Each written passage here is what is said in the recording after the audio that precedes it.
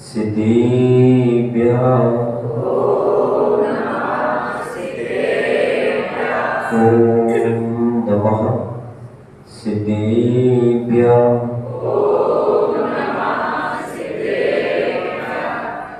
जय मंगल भूताणं विमलाणं नारदं सर्वमयमणं तैलोक्यहेराणं नमो सदा संविसेताणं नमो हरिहन्ताणं नमो शीताणं नमो आयरीयाणं नमो वज्रायाणं नमो वैशंविसाहुणं। पंच परमेष्टि भगवान की उत्तम तप धर्म की मूल नायक चैतन्य चमत्कारी पारसनाथ भगवान की संत शिरोमणि आचार्य भगवंत श्री विद्यासागर जी महाराज की परम पूज्य आचार्य गुरुवर श्री अभिनंदन सागर जी विपुल सागर जी महाराज की ममदेव परम पूज्य आचार्य गुरुवर श्री निर्भय सागर जी महाराज की 3 करोड़ 9 करोड़ मुनि महाराज की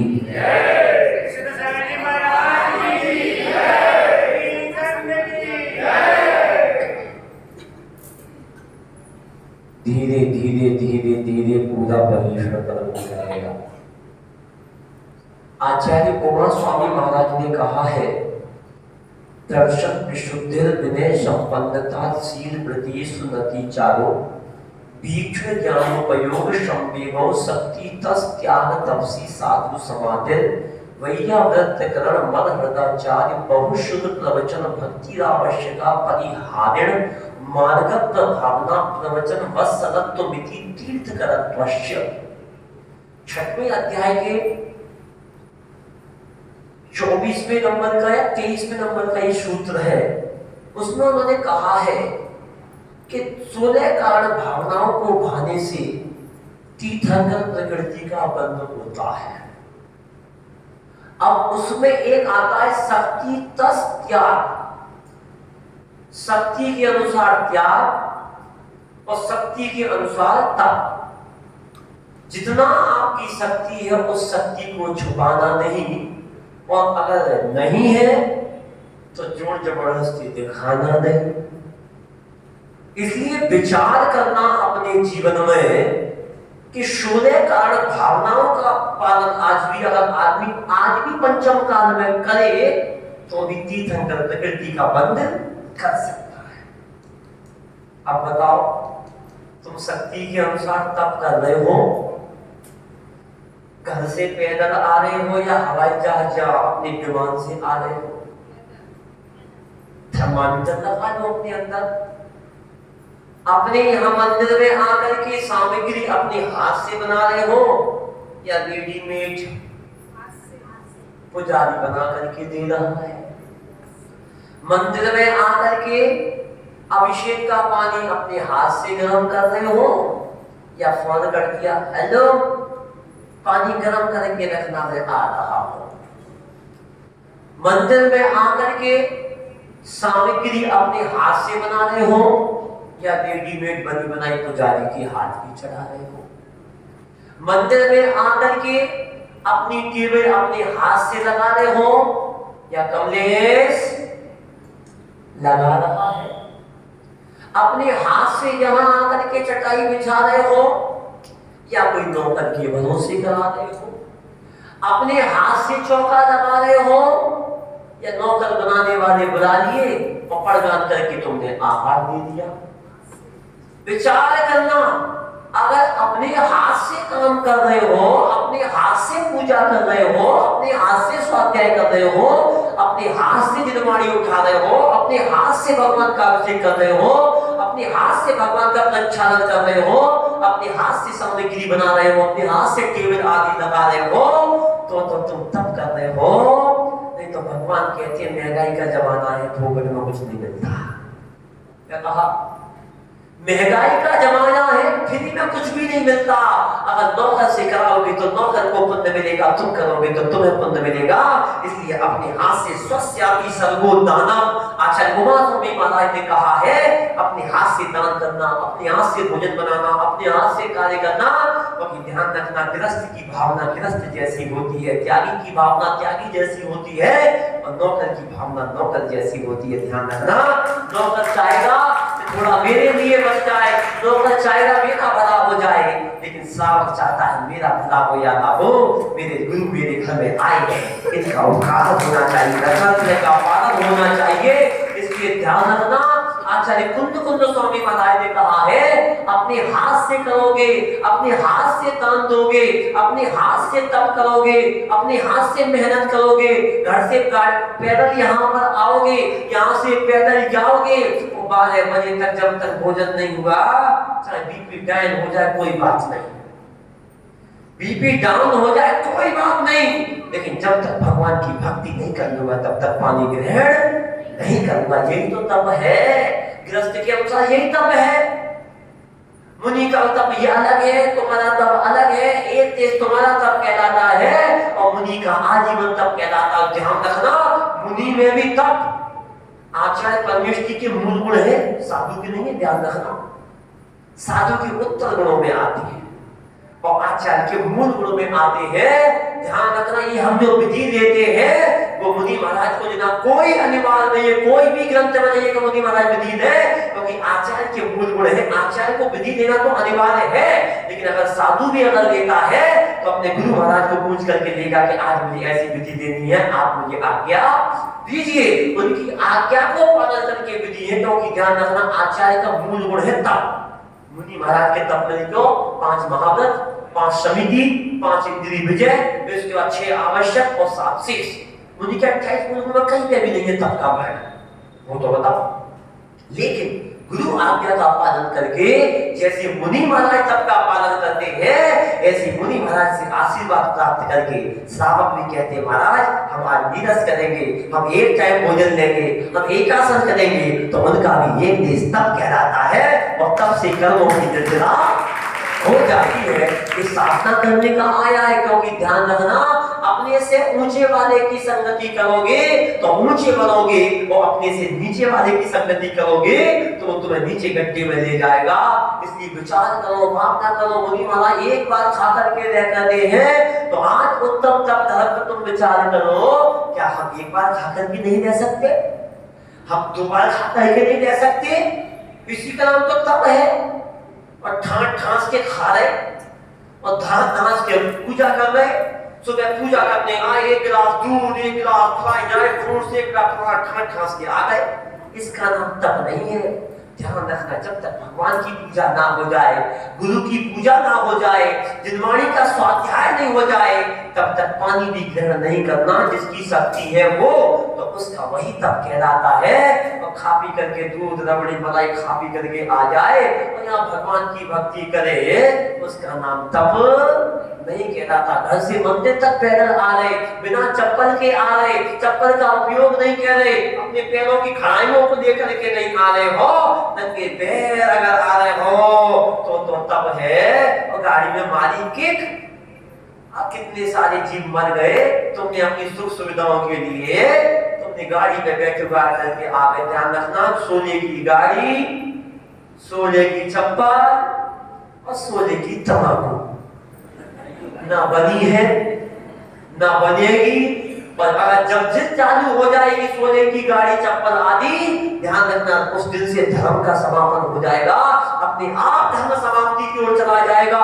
इसलिए अपने जीवन में थोड़ा तप करना चालू करो, तप करना प्रारंभ करो, तप करना प्रारंभ करो। कल तुमने संयम लिया था कि मैं 1 बार खाऊंगा, 1 बार रहूंगा, 2 बार करूंगा, ये संयम हो गया। और संयम करने के बाद तुम यहाँ आकर के तपस्या करने लगे, साधना करने लगे, तो तुम्हारा एक देश तप हो गया। और तब से कर्मों की निर्जरा होती है, और निर्जरा होने के बाद जब ज्यादा निर्जरा हो जाएगी तो संसार से पार हो जाओगे। इसलिए ध्यान रखना, इतनी शक्ति हो उतनी निर्जरा करना, नहीं तो तुम्हारी निर्जरा हो जाएगी पूरी।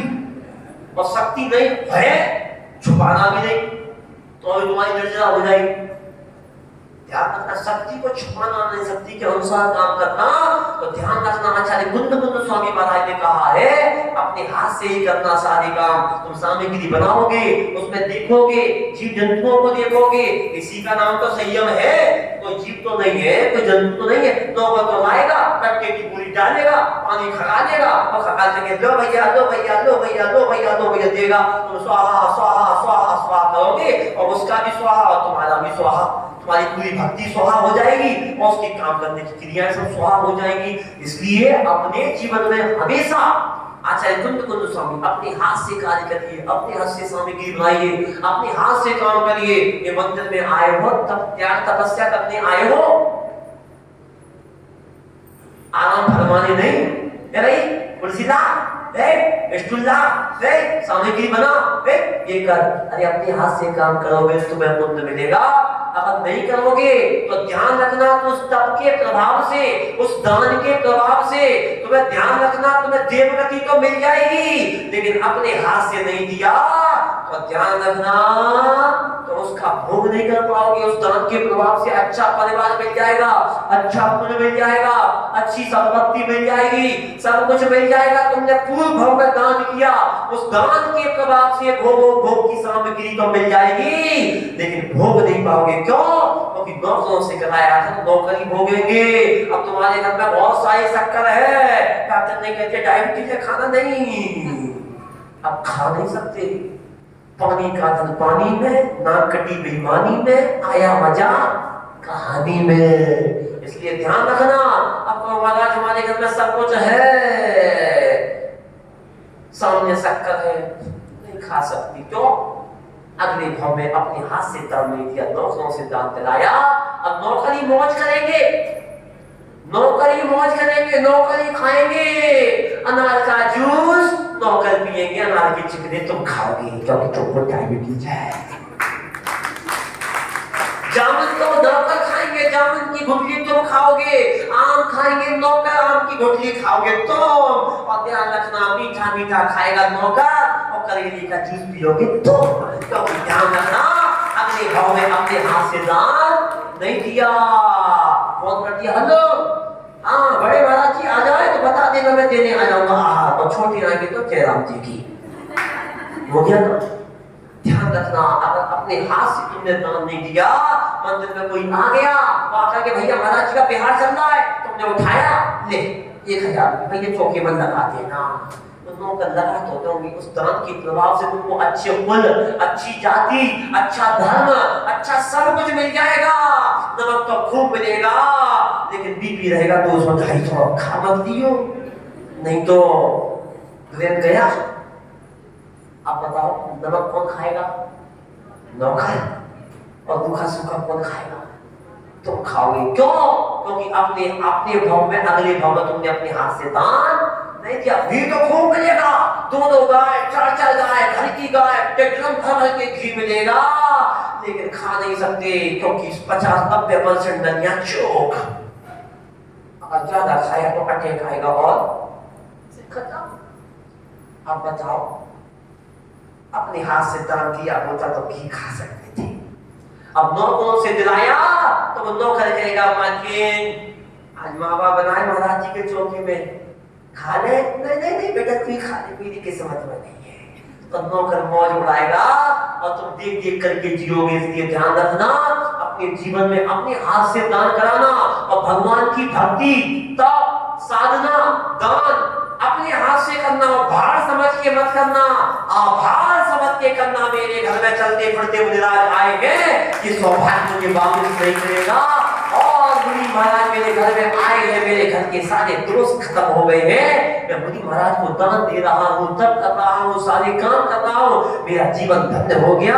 अगर मुनि महाराज के घर में चरण पड़ जाए तो समझ लेना मेरा घर साक्षात मंदिर बन गया। और जिस घर में मुनि महाराज के चरण नहीं पड़े उसका घर VIP क्वालिटी का मरघट है। क्या है? VIP नाम का मरघट। कोई भी तुमसे पूछे और जिसके घर में कोई मुनि महाराज के चरण नहीं पड़े हो, कोई अगर तुमसे पूछे तुम्हारा मकान क्या बना है, तो कहना मरघट बना है। कितना बढ़िया मरघट बना है, कितना बढ़िया मरघट बना है, कितना बढ़िया मरघट बना है। 1 करोड़ का मरघट स्टैंडर्ड क्वालिटी का मरघट। ऐसा क्यों कह रहे? मैं नहीं कह रहा हूं, आचार्य कुंद कुंद स्वामी महाराज कह रहे हैं कि जिस घर में मुनि महाराज के चरण नहीं पड़ते हैं वो घर जिंदा होकर के भी मरघट मुर्दा घाट कहलाता है। वहां पर तो आए दिन मुर्दा घटते हैं, तुम्हारे यहाँ भले एक भी मुर्दा ना मरा हो, लेकिन साधु के चरण नहीं पड़े तो भी तुम्हारा घर मुर्दा घर है, मरघट है। इसलिए अपने घर को साधु के चरण पड़ाना चाहिए, साधु को बुलाना चाहिए, तब साधना करना चाहिए और भगवान की भक्ति भार समझ के मत करना, आभार समझ के करना। मैंने जैन कुल में जन्म लिया है, 83,99,999 योनि मिलने के बाद जैन कुल में जन्म मिला है। मैं भगवान की अच्छी भक्ति करूं, भगवान की अच्छी तपस्या करूं, जितना तपस्या हो उतनी तपस्या करो। अगर ध्यान रखना, भार समझ के करोगे तो उस दान के प्रभाव से देवगति तो मिल जाएगी, लेकिन देवगति में अभी बाहन जाति के देव बनोगे, उस वजह में मिल जाएगा बन एरावत हाथी बनना पड़ेगा। ढोते जीवन ढोते में निकल गई सारी जिंदगी, यहाँ पर भी निकल गई पूरी जिंदगी और देवगति में जाने के बाद भी निकल गई पूरी जिंदगी। पूजा ढोते में निकल गई सारी जिंदगी। इसलिए ध्यान रखना, अपने जीवन में थोड़ी तपस्या करो, तपस्या करो, तपस्या करो। कोई तन दुखी, कोई मन दुखी, कोई धन दुखी, कोई मानसिक दुखी, कोई बीमारी दुखी, कोई शारीरिक दुखी, सब दुखी है दुनिया में। ऐसा कोई भी व्यक्ति नहीं जो दुखी ना, सब दुखी है। लेकिन अगर उस समस्या का कोई हल निकलेगा तो ध्यान रखना, दुनिया में हर व्यक्ति के पास समस्या है, ऐसा कोई भी व्यक्ति नहीं जिसके पास समस्या ना हो। अमीर है तो समस्या है, गरीब है तो समस्या है, भिखारी है तो समस्या है, इंटरनेशनल भिखारी है तो भी समस्या है, मंदिर के बाहर मांगने वाला भिखारी है तो उसके जीवन में समस्या है, और मंदिर के अंदर मांग रहा है भगवान दे दे तो इंटरनेशनल भिखारी है उसके जीवन में भी समस्या है। ऐसा कोई भी व्यक्ति नहीं जिसके जीवन में समस्या ना हो। जिसकी शादी नहीं हुई उसके जीवन में समस्या, और जिनकी हो गई उनके जीवन में समस्या। काली पत्नी मिल गई तो समस्या, गोरी पत्नी मिल गई तो समस्या, और गोरी होने के बाद अगर चंडी और गोरी मिल गई तो समस्या। समस्या ही समस्या है, हर व्यक्ति के जीवन में समस्या है। ध्यान रखना, पहले के आदमी की जिंदगी, ध्यान रखना आज की जिंदगी, पहले के आदमियों की जिंदगी जब भी पर्यूषण पर्व होते थे तो 10 दिन मौन रहते थे, मौन से काम करते थे, सारे काम करते थे। ध्यान रखना, पहले के लोगों की जिंदगी मौन से चलती थी, आज के आदमी की जिंदगी लौन से चलती है, धौन से चलती है। अगर धौन नहीं है, लौन नहीं है तो आज के आदमी की जिंदगी बेकार है। इसलिए हर व्यक्ति के जीवन में समस्या है। जिसकी शादी हो गई उसकी समस्या, जिसकी नहीं हुई उनकी समस्या। दो दोस्त आपस में बात कर रहे थे, पहला दोस्त कह रहा था क्या करें यार, मेरी पत्नी है, सब कुछ है, लेकिन क्या करूं, मैं एक बहुत बड़ा महल बनाना चाह रहा हूं, ताजमहल बनाना चाह रहा हूं, लाल किला बनाना चाह रहा हूं, लेकिन क्या करूं, मुझे मुमताज नहीं मिल रही। क्या नहीं मिल रही? मुझे मुमताज नहीं मिल रही। सामने वाला बोला कि ये तो बहुत अच्छी बात है, तुझे मुमताज नहीं मिल रही, अच्छा हुआ कि नहीं मिल रही है। मैं भी सोच रहा हूं कि मैं भी एक ताजमहल बनाऊं, मैं भी लाल किला बनाऊं, अरे क्या करूं, मेरी मुमताज नहीं मिल रही है। एक को नहीं मिल रही तो समस्या, एक को मिल गई तो मर रही वो समस्या। हर व्यक्ति के जीवन में समस्या है, चाहे अमीर हो चाहे गरीब हो। अंतर इतना है, गरीब आदमी सोचता है कि भूख लगे तो क्या खाऊं, और अमीर आदमी सोचता है क्या खाऊं तो भूख लगे। बात समझ में आई? दवाई खा खा करके काम चला रहा है कि भूख लगे भूख लगे भूख लगे भूख लगे, तो गरीब आदमी सोचता है कि भूख लगे तो क्या खाऊं, क्योंकि खाने को कुछ भी नहीं है। और अमीर आदमी सोचता है कि क्या खाऊं तो भूख लगे। दोनों के जीवन में समस्या है, चाहे वो अमीर हो चाहे गरीब हो। दुनिया में कोई भी व्यक्ति सुखी नहीं है, हर व्यक्ति दुखी है। गरीब आदमी शक्कर को, पानी को, शुगर को लाने के लिए कंट्रोल के चक्कर लगा रहा है, और बड़ा आदमी शुगर को कंट्रोल करने के लिए डॉक्टर के चक्कर लगा रहा है। गरीब भी परेशान है और अमीर भी परेशान है। ऐसा कोई भी व्यक्ति नहीं जिसके जीवन में समस्या ना हो। लेकिन आचार्य कुंद कुंद स्वामी महाराज कहते हैं, उत्तम तप धर्म कहता है अगर कोई समस्या का समाधान है तो उसका नाम है केवल तपस्या। बिना तपस्या के कोई समस्या का समाधान नहीं हो सकता।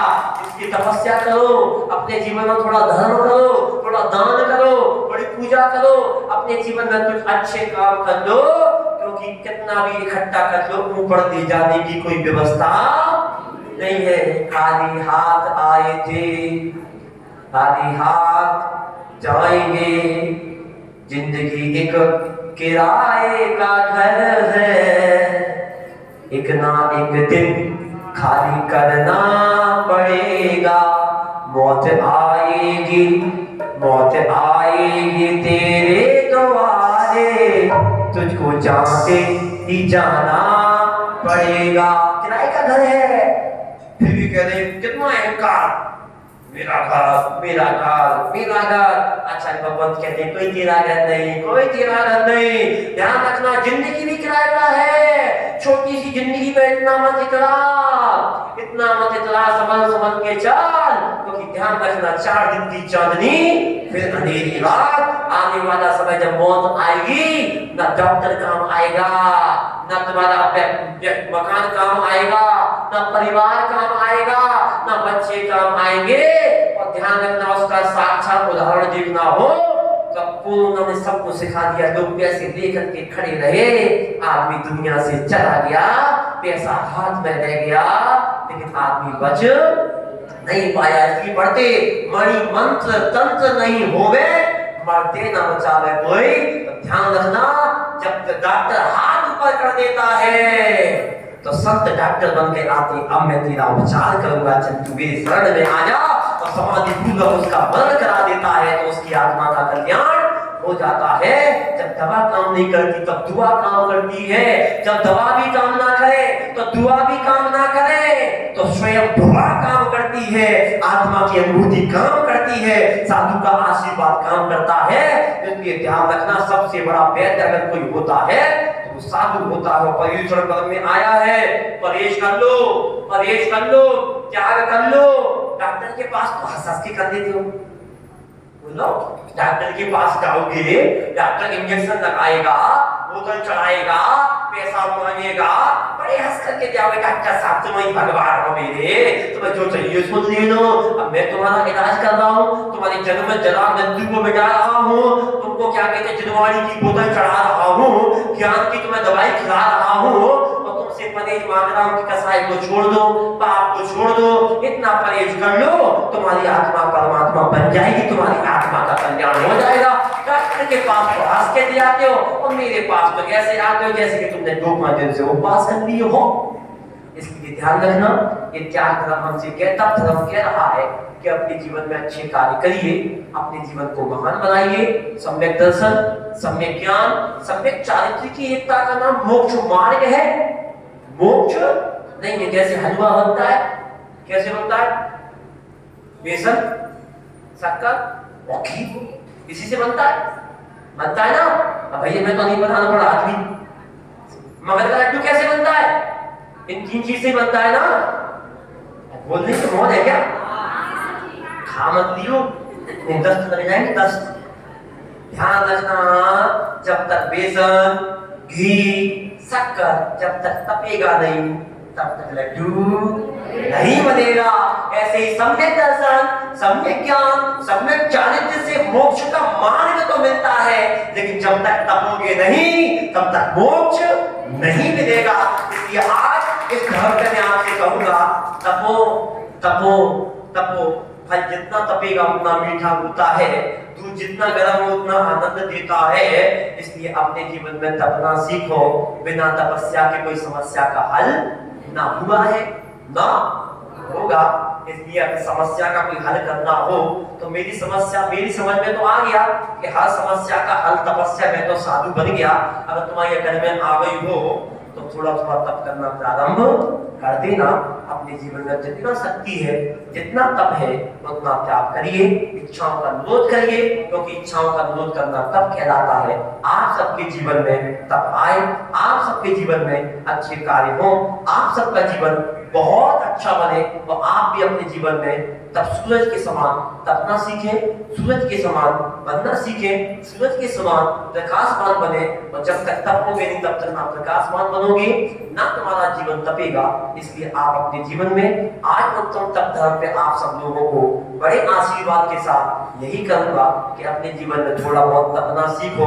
लगा लगा के क्रीम पाउडर पूरे शरीर को बिगाड़ दिया, थोड़ी नेचुरल रहना सीखो, थोड़ी तपस्या करना सीखो, गाड़ी को छोड़ना सीखो और समय से आकर के आना सीखो।